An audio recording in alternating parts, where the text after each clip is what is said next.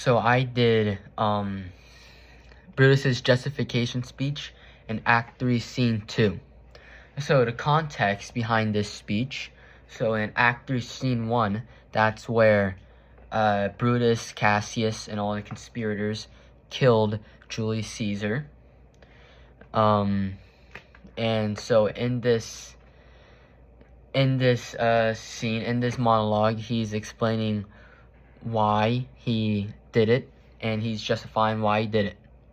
Romans, countrymen, and lovers, hear me for my cause, and be silent, that you may hear. Believe me for mine honor, and have respect for mine honor, that you may believe. Censure me in your wisdom, and awake your senses, that you be the better judge. If there be any in this assembly, any dear friend of Caesar's, to him I say that Brutus' love to Caesar was no less than his. If then that friend demand why Brutus rose against Caesar, this is my answer.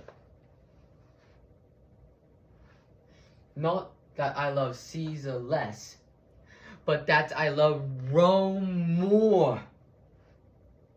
Had you rather Caesar were living and die all slaves,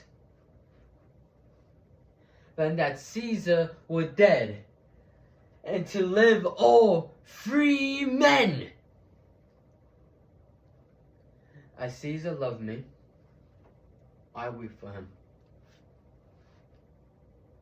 As he was fortunate, I rejoice at it.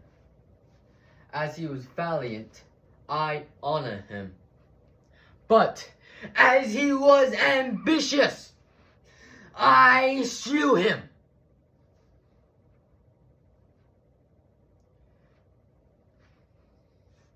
There's tears for his love, joy for his fortune, honor for his valor, and death for his ambition. Who is here so base that would be a bondman? If any, speak. For him have I offended? Who is here so rude that will not be a Roman? If any, speak. For him have I offended? Who is here so vile that will not love his country? If any, speak. For him have I offended?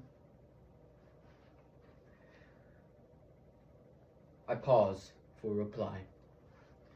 None, Brutus, none. Then none have I offended. If I done so more to Caesar than you shall do to Brutus. The question of his death is enrolled in the Capitol. His glory not extenuated wherein he was worthy, nor his offenses enforced for which he suffered death.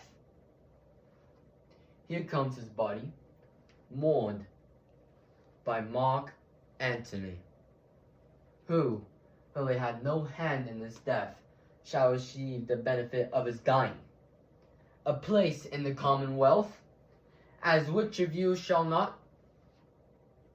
With this I depart, that, as I slew my best lover for the good of Rome, I have the same dagger for myself, when it shall please my country to need my death. Alright, so now let's analyze this monologue from Brutus. So, first let's just summarize the speech itself.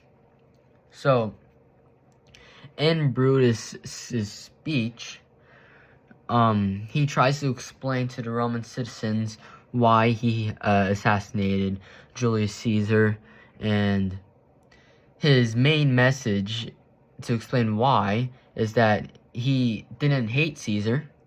He loved Caesar, but he loved Rome more. He did it for the good of the Roman citizens, so that they didn't have a tyrant ruling over them. And Brutus believed that killing Caesar was necessary in order to maintain a republic and prevent it from tyranny. And so let's talk about some of the themes. Some of the big themes are loyalty,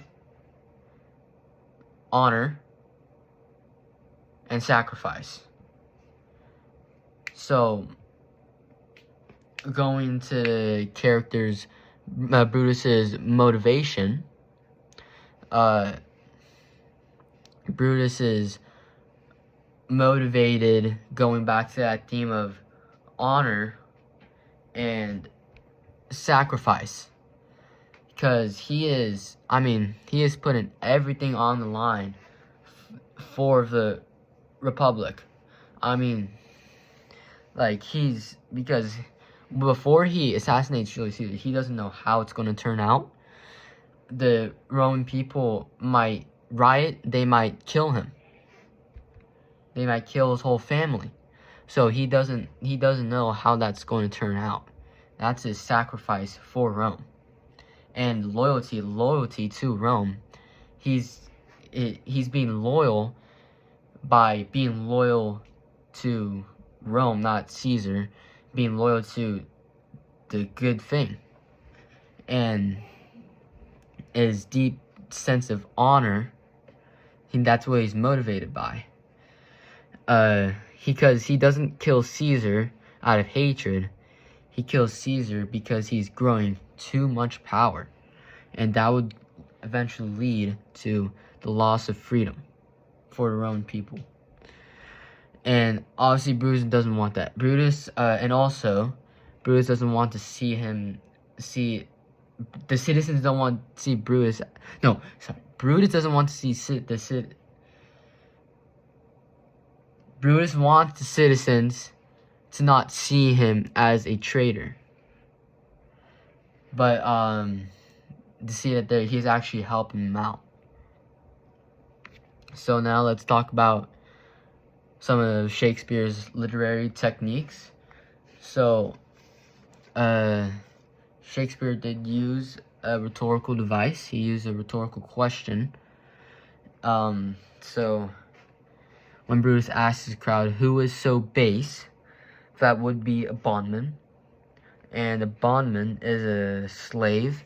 So when he says, who would be so base, who is here so base that would be a bondman?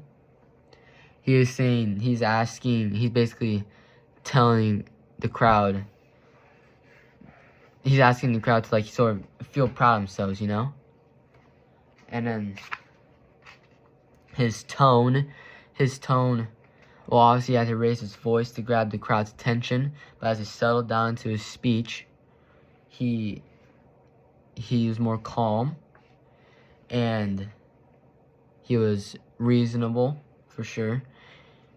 And yeah.